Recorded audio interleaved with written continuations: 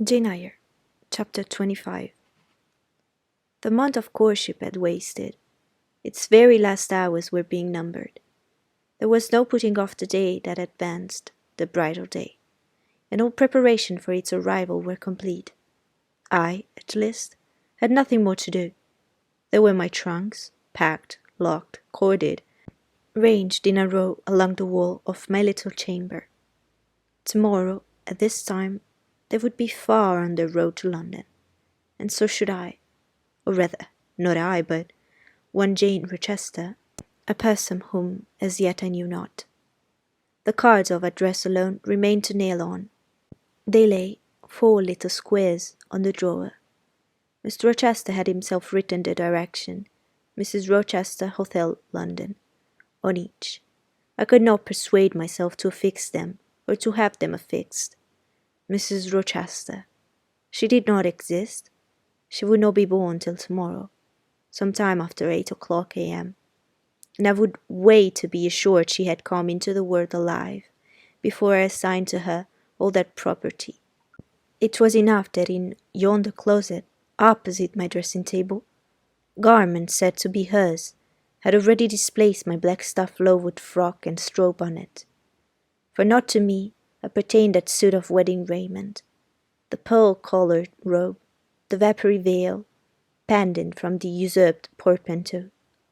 I shut the closet to conceal the strange wraith-like apparel it contained, which at this evening hour, 9 o'clock, gave out certainly a most ghostly shimmer through the shadow of my apartment. I will leave you by yourself, white dream, I said. I am feverish. I heard the wind blowing. I will go out of doors and feel it. It was not only the hurry of preparation that made me feverish, not only the anticipation of the great change, the new life which was to commence tomorrow. Both these circumstances had their share, doubtless, in producing the restless, excited mood which hurried me forth at this late hour into the darkening grounds. But a third cause influenced my mind more than they. I had at heart a strange and anxious thought. Something had happened which I could not comprehend. No one knew of or had seen the event but myself. It had taken place the preceding night. Mr. Rochester that night was absent from home, nor was he yet returned. Business had called him to a small estate of 2 or 3 farms he possessed 30 miles off. Business it was requisite he should set in person, previously to his meditated departure from England. I waited now his return, eager to disburthen my mind, and to seek of him the solution of the enigma that perplexed me. Stay till he comes, reader, and when I disclose my secret to him, you shall share the confidence. I sought the orchard, driven to its shelter by the wind, which all day had blown strong and full from the south, without, however, bringing a speck of rain.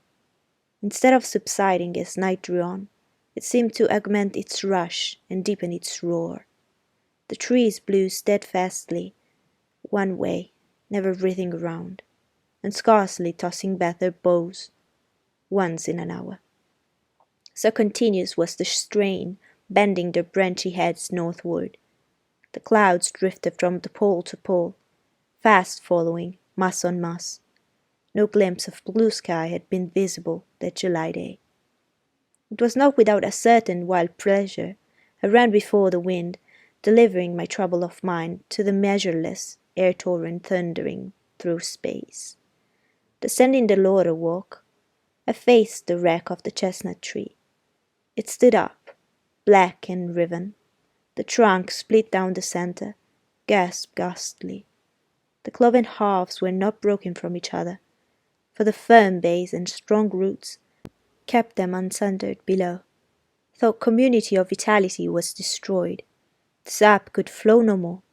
The great boughs on each side were dead, and next winter's tempests would be sure to fell one or both to earth. As yet, however, they might be said to form one tree, a ruin, but an entire ruin. You did right to hold fast to each other, I said, as if the monster splinters were living things and could hear me.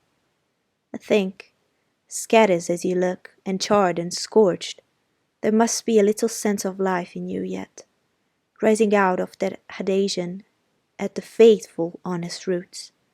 You will never have green leaves more, never more see birds making nests and singing idyls in your boughs.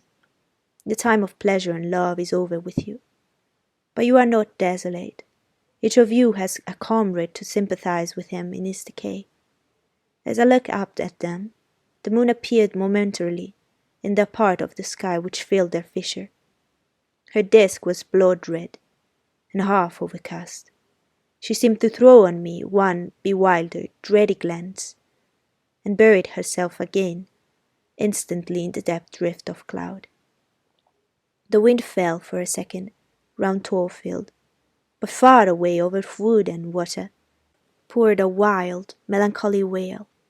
It was sad to listen to, and I ran off again. Here and there, astray through the orchard, gathered up the apples with which the grass round the tree roots was thickly strewn. Then I employed myself in dividing the ripe from the unripe. I carried them into the house and put them away in the storeroom. Then I repaired to the library to ascertain whether the fire was lit, for through summer I knew on such a gloomy evening Mr. Rochester would like to see a cheerful hearth when he came in. Yes, the fire had been kindled some time, and burned well. I placed his armchair by the chimney corner. I wheeled the table near it. I let down the curtain and had the candles brought in ready for lighting.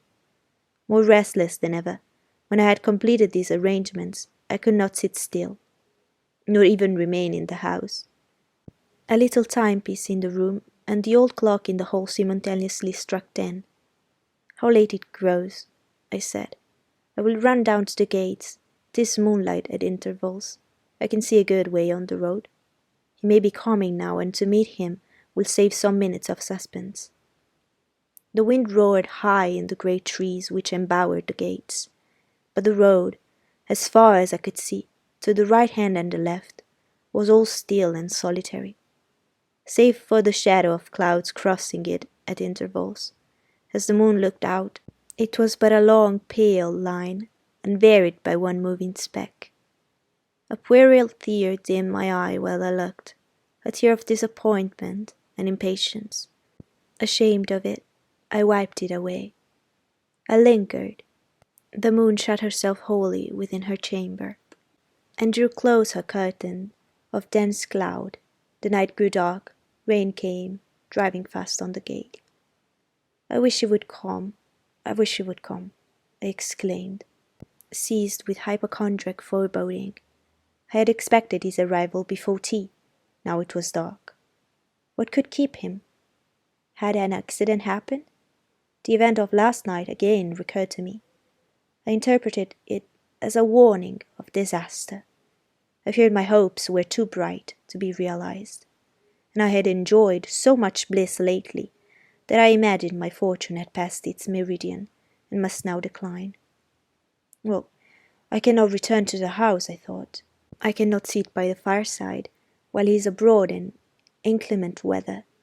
Better tire my limbs than strain my heart. I will go forward and meet him. I set out. I walked fast, but not far. Here I had measured a quarter of a mile. I heard the tramp of hoofs.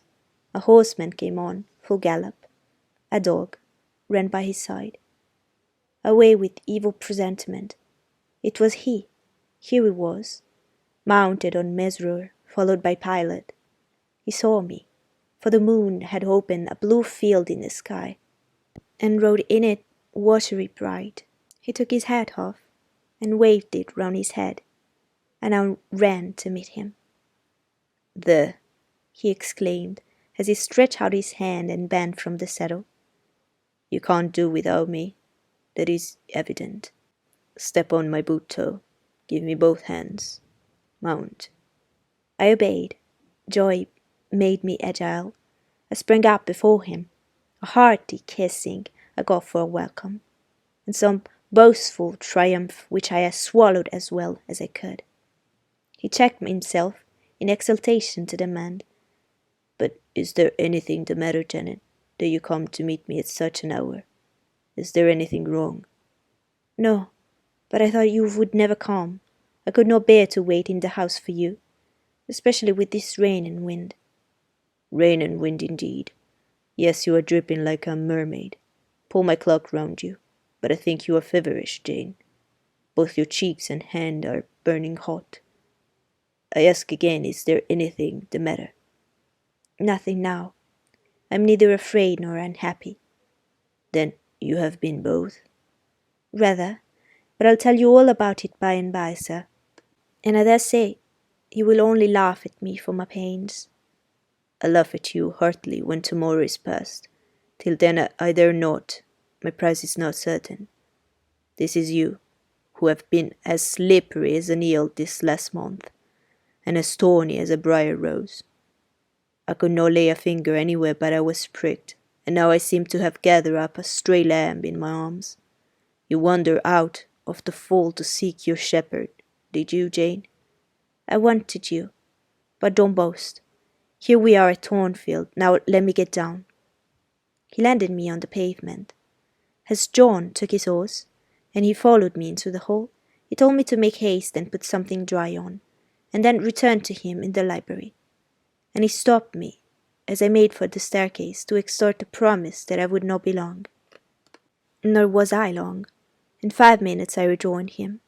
I found him at supper.